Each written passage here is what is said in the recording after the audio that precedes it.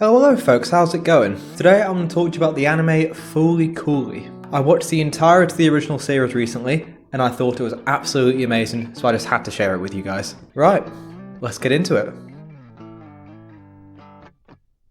FLCL opens with our introduction to Naoto, a 12-year-old boy who is obsessed with appearing more adult and mature and assuming an appearance of nonchalance. He is accompanied by his brother's girlfriend Mamimi in the fictional town of Mabase.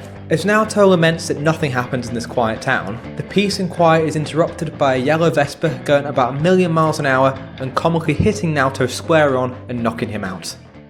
Before I continue, I should note that a lot of the sequences in this show are done in a very abstract and over-exaggerated way. Telling you this now will help explain some of the other scenes that I'm going to show you later on in the video.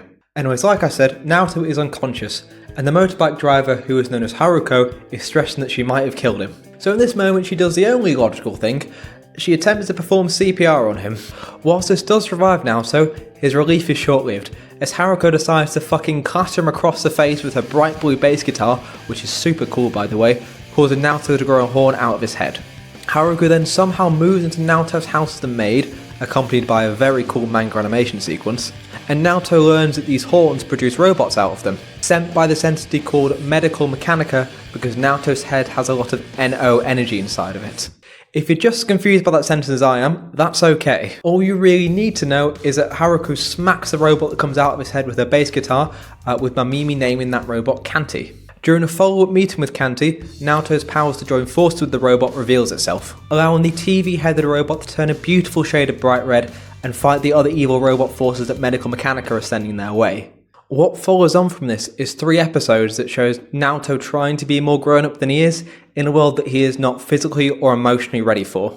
He does fight more robots with Haruko, but he also tries to appear if things aren't affecting him when they actually are, and tries to act more mature in order to make Haruko and some of the other girls in the show like him. One of these is Mamimi. After Naoto's brother left for America, Mamimi had been in quite a fragile mental state, calling Naoto Takun in order for Naoto to act as emotional support for her since his brother is gone. In Naoto's pursuit to appear more mature, he attempts to try it on with Mamimi in the penultimate episode, leading to him realising that he's actually hurting and distancing himself from those around him in his obsession to make Haruko like him for him. At the end of the penultimate episode, Haruko blasts off with Atomsk, a being that Naoto had summoned due to him merging with Kanti and fighting off the evil robots that attacked Mabase. After Haruko goes, Naoto is completely desolate, actually showing some form of emotion for once.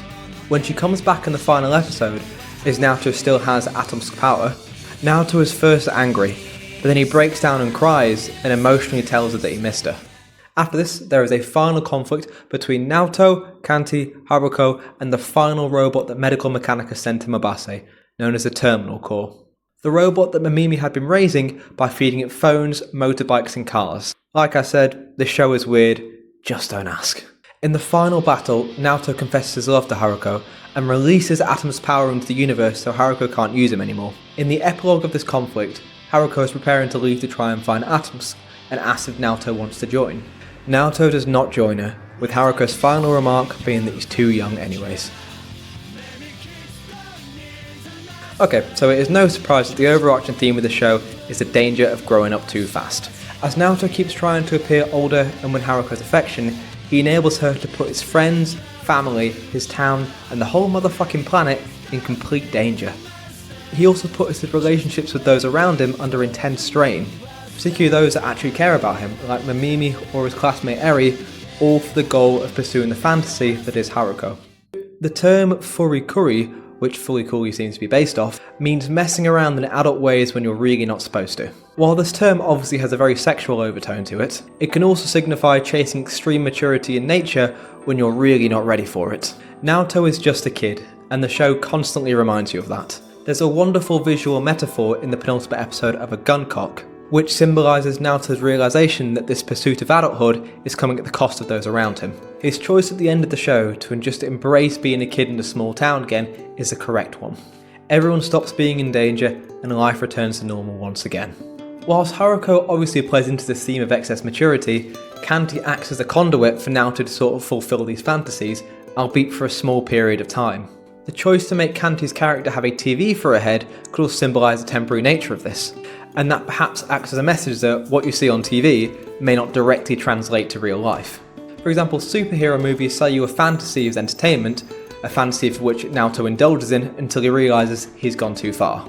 As shown, the release of Atomsk is the physical manifestation of Naoto rejecting adulthood and embracing being a kid again. He gives up his powers, he gives up the fantasy in his head, and ultimately, he gives up Haruko. There are also a lot of sub-themes on family dynamics, growing up without a suitable parent figure and the like that sort of fit into this overarching theme of the pursuit of maturity. Naoto's mother is dead before the show starts, his father is not exactly shown to be the most responsible parental figures, and his older brother is overseas. This is likely why Naoto gravitates so much to Haruko, as he doesn't really have anything resembling an adult in his life otherwise.